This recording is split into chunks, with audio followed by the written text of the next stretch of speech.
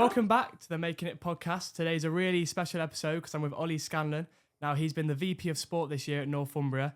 If you may have seen the podcast we did with Luca, where they were both going for VP of Sport, but Olly beat him to the race. So we're going to dive into how the year's been, what you've been up to, the new experiences you've done, and just how it's developed you as a person. So just to begin with, why did you in the first place go for VP of Sport? So for the first place, the reason I went for it, I mean, to be fair, I got inspiration from Harvey. So me and Harvey are really good mates. Did you know him before? Yeah. So knew him through the rugby. So played rugby with him for about 2 years, and then he got the role. And just seeing some of the stuff that he was doing, some of the work, it was something that I could see myself doing. Really wanted to do it. I asked loads of questions about it constantly. And it was one of those things of as soon as he got it, I wanted it. Just had to wait till I graduated. So it was 2 years of waiting. But yeah, no, it was as soon as he got it, it was something I could see myself doing. And yeah, the experience has been great. And it's far exceeded my expectations of what I thought it was going to be this year, which is even better knowing that first year me was so wanting to get it and now doing it and having those experiences.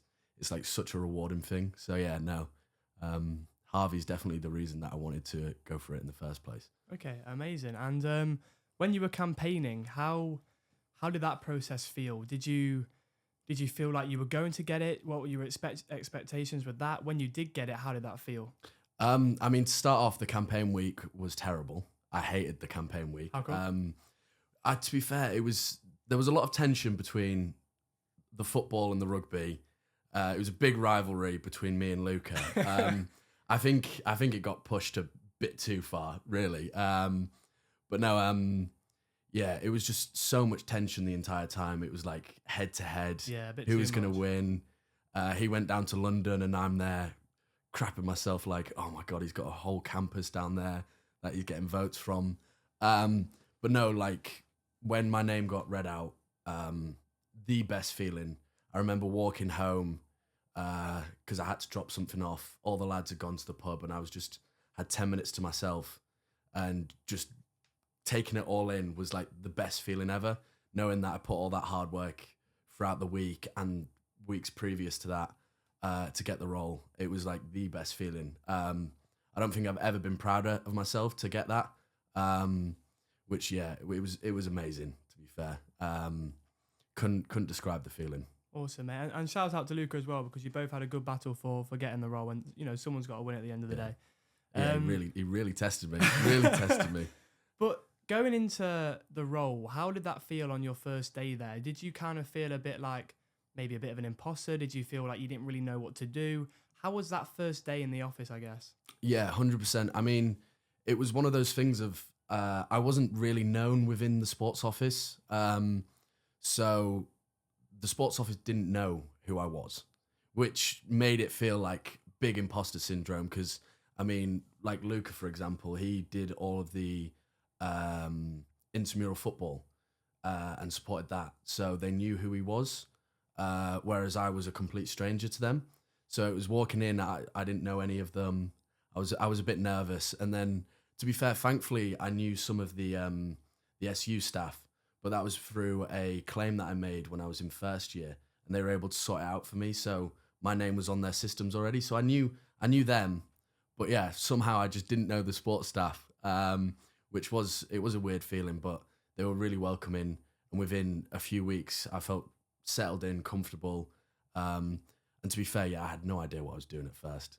It was like going from being a student to having a full-time job, having to be on your emails, on your teams, constantly responding to messages.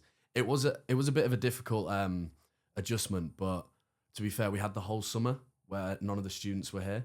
So I started on the 1st of July, and obviously you have until like late September when people actually start arriving back at uni. So you have loads of time to settle in, get to know the rest of the SAB team. What are you doing in that period of time over summer? So it's you basically do a lot of you do a lot of handover stuff. So I'll be doing my handover stuff with Louis, who's the next VP, basically showing him everything that I've been getting up to, how to do everything, and then it's allows him to transition into the role. And it is a lot of your manifesto stuff. So you have to write a manifesto for the role of what you want to do throughout the year. So during the summer, you just work with the SAB team on how you can collaborate on different stuff. And we were really good this year. So, for example, with education, I was able to link up with the VP of Education because they made academic schools this year. So we worked with them for the Intramural Netball League. So me and Ita linked up and were able to go through those different channels to set up the Intramural League. Or with Isaac, who's the VP of Welfare, we were able to start planning our Movember stuff. And then I was able to bring in Elias Carroll, who was our Movember ambassador. So we worked as a trio, doing all of that together. So it was just loads of collaboration and working on your manifesto and building it up for when it all gets started. So yeah, it was really good because I was able to get that intramural league started before everyone came. So then all the students were able to sign up at sports fair. So that was a really rewarding thing as well because that was able to just get kick-started instantly. And without that summer period, it had been impossible to do that. And it was quite nice having no students here, so you could just knuckle down and focus because you've got all that drive and energy at the start of the year. You want to get it done. So yeah, it was a good 3 months of just head down and yeah, making sure everything was right for when everyone came back. Awesome, mate. And we were speaking a little bit about before we started recording. What were the things you expected from the role, and what were some things that kind of came out of it which you didn't expect? So what exactly were you doing on a day-to-day, and what were things that you didn't expect yet? Yeah, so day-to-day, it's really hard because that's the question that I get asked a lot is, what do you actually do? And it is really hard to explain because every single day is different. You're dragged into so many different meetings from so many different areas. So it's one of those things of during the 3 months that during the summer, you sign up for different committees that you want to get involved in. So I decided to get involved in like the Student as Partners, which is working with Newcastle College, Newcastle University, and the council. And what we've been doing this year is we've been working on like transport for students, making it more affordable, and not just having the under 21s pass, and having like a pop card for all students. So for the mature students, they can still afford to come into university, and it shouldn't just be for under 21s. Also been working towards nighttime safety, improving nighttime safety in clubs and just in the streets in general. Wow, I wouldn't expect these sort of things. You just expect No. You to expect it to just be with sport. And then as well, like I have like an access and participation. So just focusing on how we can further improve participation of students within the university, just in general, interacting with the university. So you have all of these different council or committee meetings on a regular basis every 2 to 3 weeks. And as well as that, you obviously have everything to do with sport, but also the student union. So especially with my role with the VP of Sport, it's completely different to the other roles because I sit in between both sport and the student union. So it is a student union job, but because of sport being sat separate, I am in between. So I get dragged both ways. So whereas the rest of the SAB team, they'll just focus on student union, I'm constantly just getting pulled away to different things. So it's like they've got busy calendars as it is, and a lot of the things that they do, I am also involved in. And then sport are also pulling me away. So it's quite difficult to manage everything, especially at the start of the year. Like there was a few hiccups within me and Georgia because she was putting on an event, but also sport had an event. And it was really weird because I didn't know where I lied between both of them. And that really stressed me out at the start of the year because it's like, how do I manage sport and student union and make everyone happy? And it was one of those things of sport VP. You've got to prioritize the sport as much as the student union is where your job lies. Like you are there for the sports students. So I was able to work that out eventually and it was all good. But yeah, it's so hectic. Because obviously we're senior leaders here, but also senior leaders there. So you have your senior leadership meetings. Obviously with the intramural stuff, I had intramural meetings, just general books meetings. and discussing the results and stuff like that, any behavioural issues, and then obviously any other manifesto points that lie within the student union, you have to sit on those. You've got to have meetings with the Vice Chancellor every so often. So I've got one on Thursday. It is just like so hectic. There is so much going on. It's going a million miles per hour every single day. And then you've obviously got the social aspects of being that outgoing presence that people feel you can be approachable, can speak to you, can come to you with issues. So yeah, it's responding to all of the student matters and issues as well. That is the key thing. We're here for the students. So yeah, like I say, I'm kind of just spitballing absolutely loads at you here.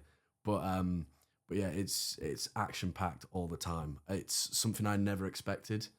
And I think you don't see it a lot because all you do see is the fancy stuff on Instagram, the Bucks weekly roundups where I'm on a bloody roller coaster.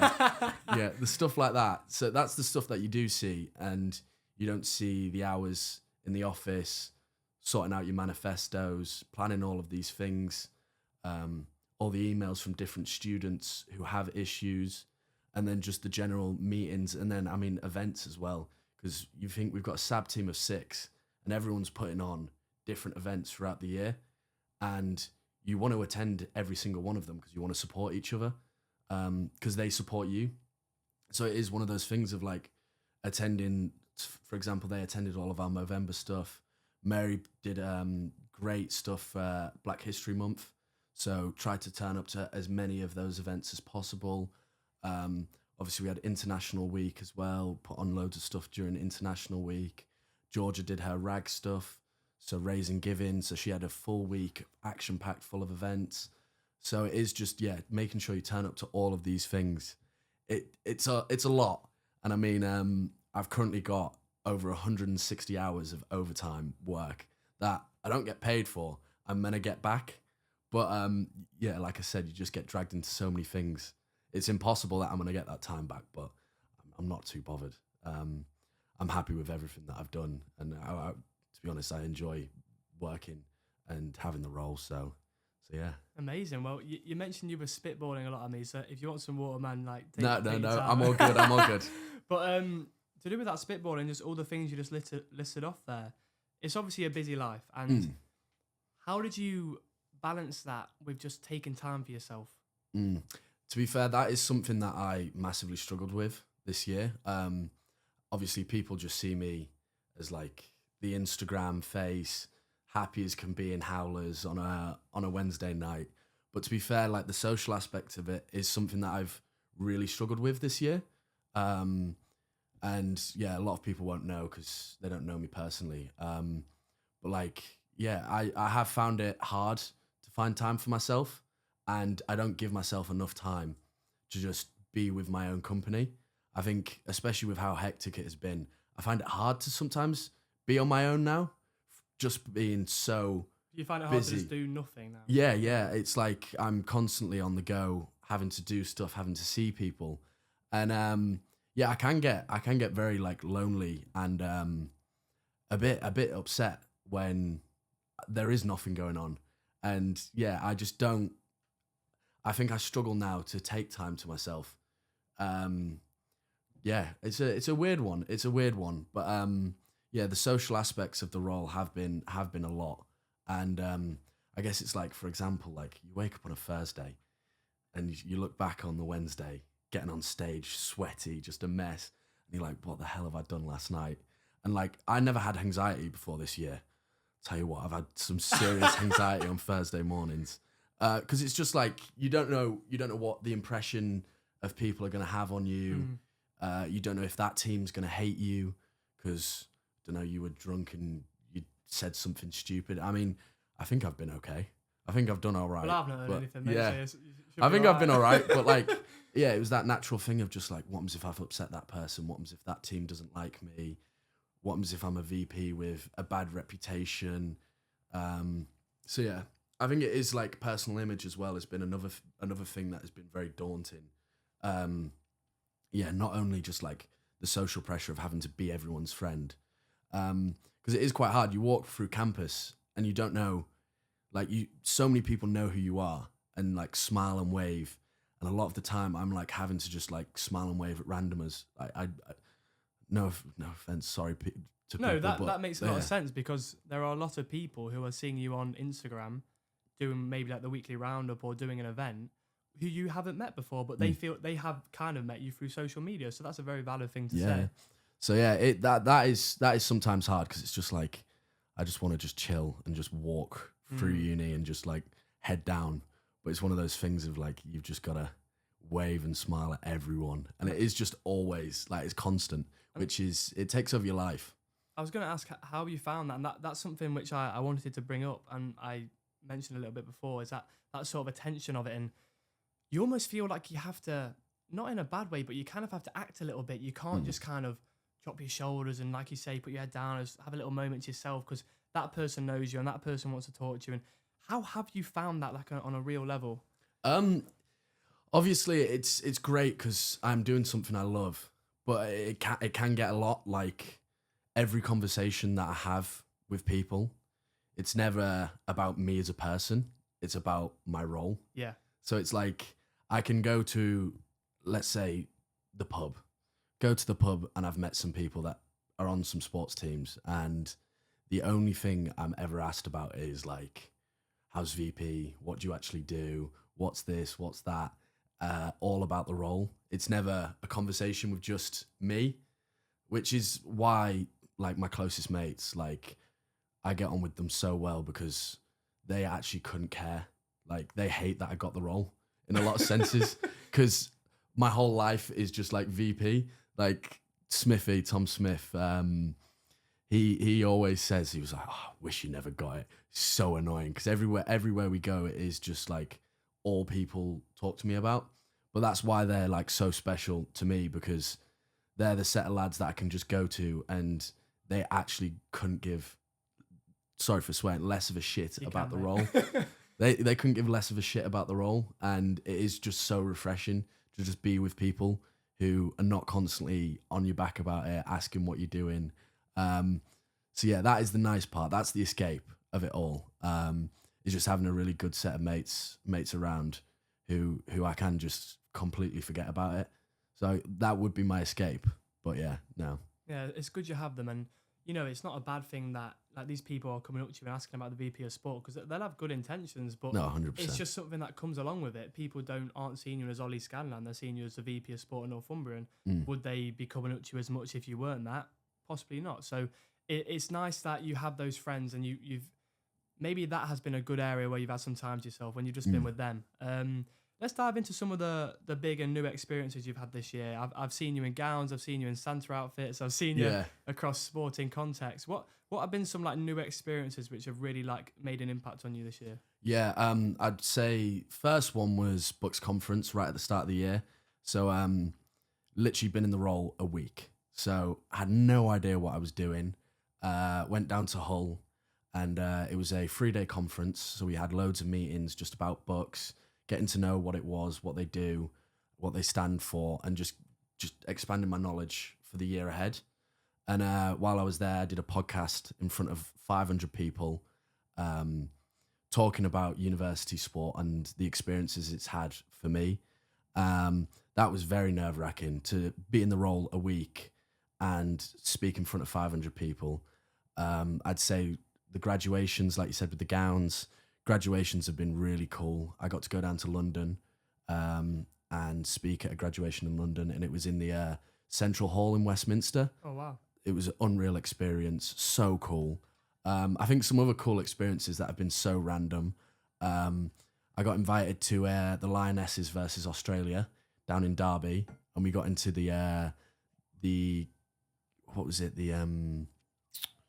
What did they name it? It was a VIP lounge, and Princess Charlotte is just having food a few tables away from us, and we just got this full VIP experience, 3-course meal, open bar.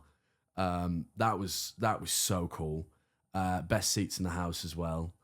And then other ones is just like just going to some of the Bucks games. So being able to travel, and so Cup Conference down in Durham, going to see 10 teams play their class. Like that was what I signed up for, really, is just seeing the sport as well. Obviously, Big Bucks Wednesday, going down to Loughborough and having all three of our teams win, which was just unbelievable. And I mean, the girls' game, football game, it was 0-0, went to extra time. They scored, went ahead. We came back, drew it, and then won 2-1. And it was just all in extra time, unbelievable. And the goal they scored as well, it was class. I saw it on the live stream. Yeah, I'm in the background throwing my pint everywhere, brand new pint, just throwing it. Yeah, it was class. Like they have been some of the most rewarding experiences because you just get to see all the hard work in action in front of you, and it is great when the teams win. Like the joy that they have on their faces, and you just get to appreciate it a little bit more just because you've put all of that work in behind the scenes. I mean, they've done all the hard work on the pitch, but like knowing you've somewhat had like an impact on their experience just by working for Northumbria, it's like the most rewarding thing ever. Like it is great to see. So yeah, awesome, mate. Good for you, bro. And something I wanted to ask, because when we have these new experiences, especially with like the big moments, like you've done a lot of public speaking and the nerves you mentioned, how have you managed those nerves and breaking through those those uncomfortable zones? To be fair, I don't really. I kind of just have to do it. Yeah, I hear that. It's like when I was doing the graduation speech in London, like my legs were jelly, like they were shaking so bad, but I just had to stand there and just grip onto the podium as hard as I could and just like read. Same with like sports ball. Like my legs were shaking, but to be fair, the difference with sports ball was after a first few cheers, all of those nerves went. Yeah, because it was a different type of event. Obviously, graduation is very formal, and I think it's going to be even worse when I do them here in a month's time, because it's like your mates are graduating there. In London, I didn't know anyone, so it wasn't too bad. But yeah, here it's going to be a bit nerve wracking. I don't know. Getting through it, it's one of those things of I don't really think about it and then it happens. Like I just get up and do it, because if I dwell on it, it makes it worse. So I kind of just get up and get it done, get back down, and it's over with. Yeah, I don't know. I don't really have any like techniques of like dealing with it. I guess I just avoid it until it happens. Yeah, that makes sense though. Like a lot of the time, it is just doing the thing, because once you've done it, the next time you do it, you kind of expand that zone of like comfort, and then you expand it further. We mentioned before about what to speak about before this, and you mentioned about the fact that you actually had the opportunity to apply for the VP of Sport this year, for the next year. Sorry, why didn't you? So, like I said, the role has been great and it's been rewarding. I think it's going back to what I said earlier. It's like the social part of it all. Like it is class meeting so many people, making new friends. Like I've made some great new friends this year that I'd have never got to meet if I hadn't have done this role. But I do think it is how hectic it is, and I'll be turning 23 next year. All of my closest mates, kind of my support network, are all graduating. So it is one of those things of I wouldn't have any escape. Like if I was to do it again, it would be so much more hectic, but I wouldn't have those close mates there to support me in my down times if I needed someone to talk to, because it is a lot. Like it is so stressful sometimes, and you can get very worked up about it all, especially because you want to do well. So I think it is my mates leaving, which has made me think like I don't know if I could be able to do it for another year and do it as well if they're not here. Because it is also good to rely on them if I need help, even doing some of the events and supporting. For example, Elias with the Movember stuff. It was great that he was the Movember ambassador because he's one of my best mates. Like we were able to do it together. Whereas next year I wouldn't have that, and it would be just pretty much me on my own, just going at it. So I don't think I'd be as passionate, as committed, and it was kind of like if I'm not going to be 100%, someone else should come in who is going to have that 100%. And I think Louis will do a great job. And I think as soon as he gets in, he'll be full guns blazing, and he hopefully should smash it. But yeah, that was the thing for me. It was he's going to put 100% into it, whereas I'm probably going to be at like a 75 to 75%, not 100, and that's not what you want in a role like this. You want someone who is going to put the absolute most into it. And I think for a second year, it just didn't make sense for me to do it because I don't think I could have. Yeah, no, that completely makes sense. And you've had that year where it's been amazing. Sometimes things have to be left at the right time before they become a bad memory. Yeah, no, 100%, 100%. I want to dive into a little bit about your younger self and how you've kind of grown across the years, and outside of just the VP of Sport, but uni as a whole, because you've graduated from uni. Am I right by saying that? Yeah. You graduated from uni. You've done the VP Sport role. You've got a big future ahead of you. What advice would you give to your younger self now, being who you are now today? Oh, well, it depends on what year you're talking to me. Because if you were talking to secondary school me, it would be stop being a knobhead. Because I was a bit of a little shit in secondary school, trying to fit in, trying to make friends with the wrong crowd. It was as soon as I went to college that things changed for me, and I met nicer group of people. I was just in a healthier environment. So I would say to my secondary school self, it would be, you don't need to impress everyone. Be yourself. Just stop being a knob. And then to my college self, I was very content then. So I'd just say, just keep doing what you're doing. Because as soon as I went to college, everything just improved massively for me. I went to Bishop Burton, which I did a BTEC, which was the best decision for me.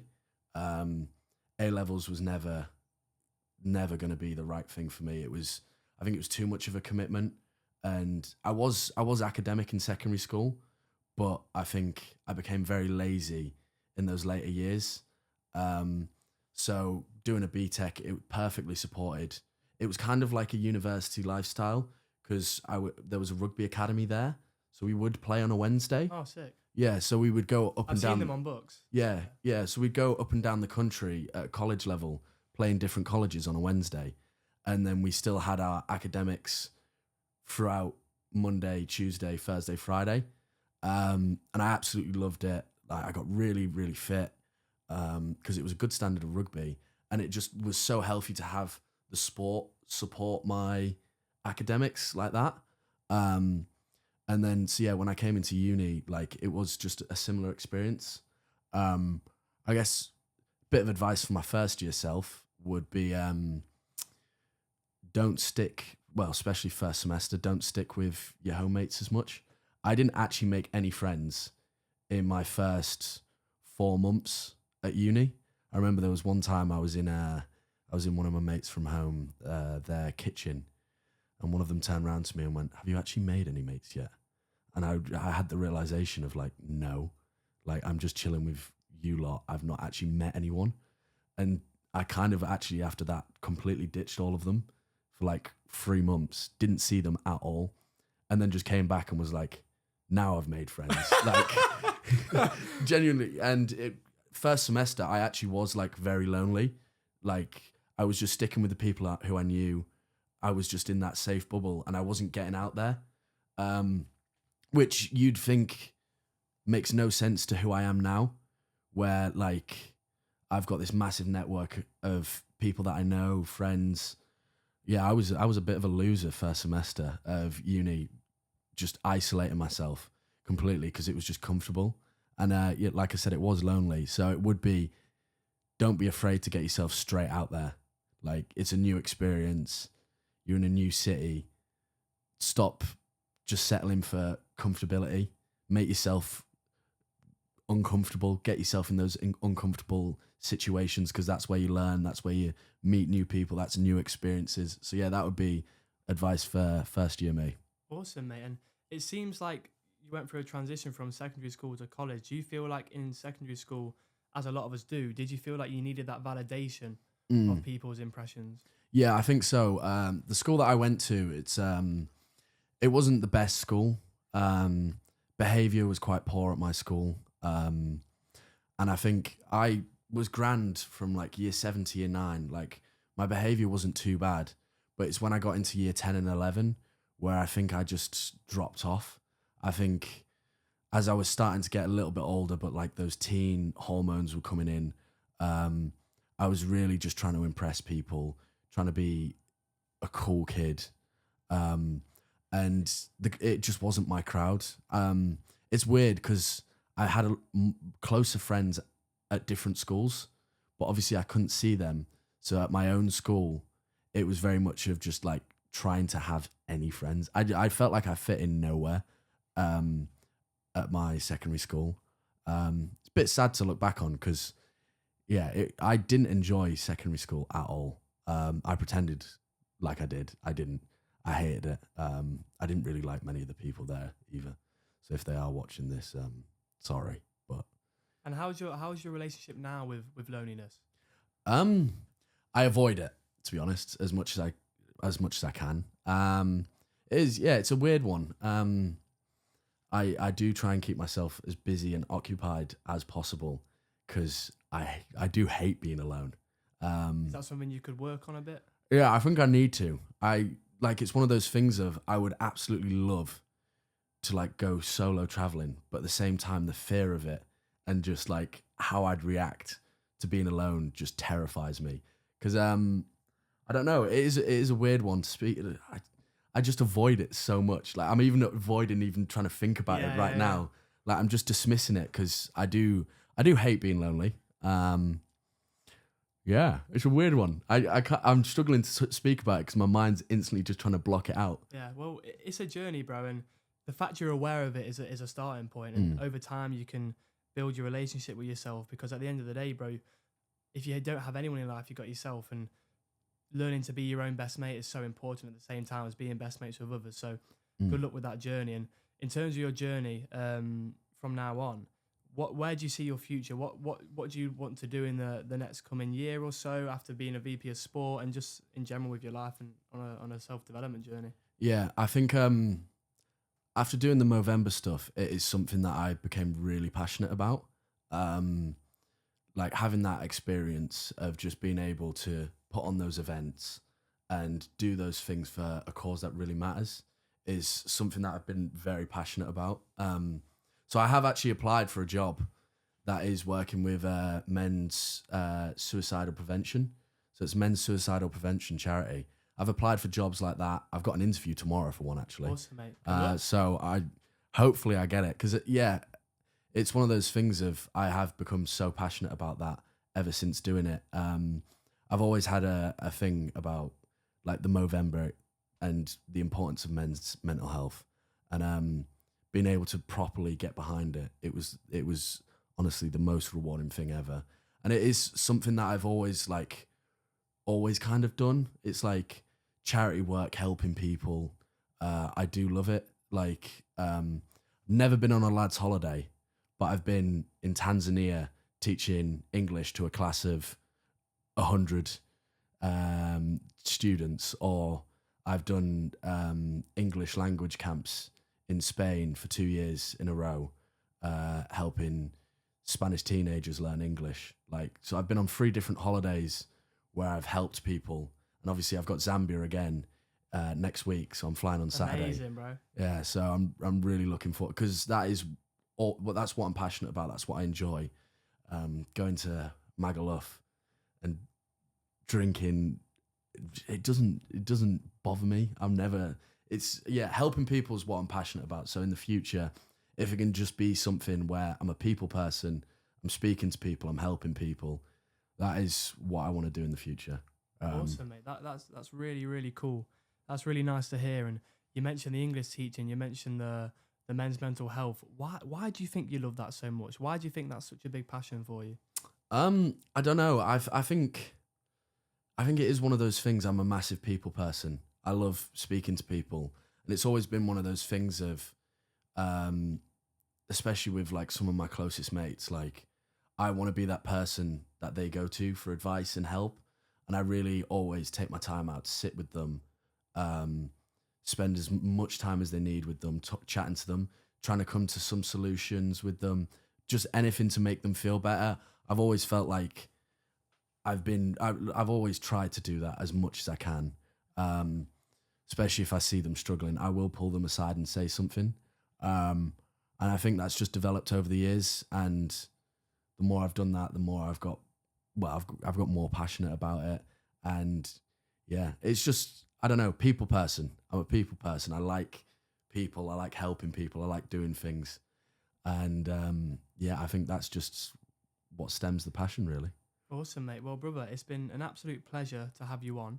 Thank you for having me. Before we close the podcast, is there anything else you'd like to share or get off your chest? If there isn't, if you feel like you've said enough, that's fine. But just wanted to give you that platform. No. To be fair, I think I've said a lot. I just wish all the best for Louis next year.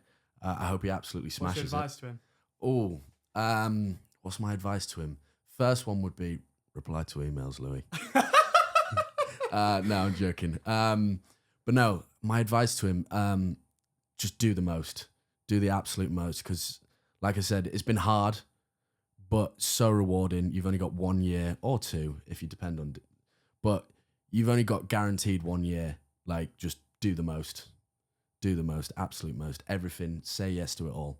So, yeah, that would be my advice. One last question. Through this experience of VP of Sport, what are you taking on into the rest of your life from that experience? I'd probably say just the general connections and friends I've made. They'll hold with me for life. Like, I guess the people I've met, the experiences I've got, it's just, I'm going to cherish it all. And to be fair, I think that is another reason why I've decided to stay in Newcastle another year. Because I went home and realised, like, I have made, like, my life here. Like, would never have guessed it when I was younger. Moving to Newcastle would be, like, one of my favourite places. But yeah, I love this place, love the memories, everything that it has to offer. Like, I hold it dearly to my heart, I'd say. So yeah, that would be something, the friends and the memories, 100%. Awesome, mate. Well, I know you've described it as being the best year of your life, bro, and you've obviously took a lot from it, developed as a person, and there's still a lot of development to go, and there's a big journey ahead, bro. So I really appreciate you coming on the podcast. Thank you for having me. Thank you, bro. Not just expressing the role of VP of Sport, but expressing yourself as well, bro. So thank you very much. Yes, appreciate it. Thank you, bro. That's been Olly Scanlan, Making It Moments. Take it easy.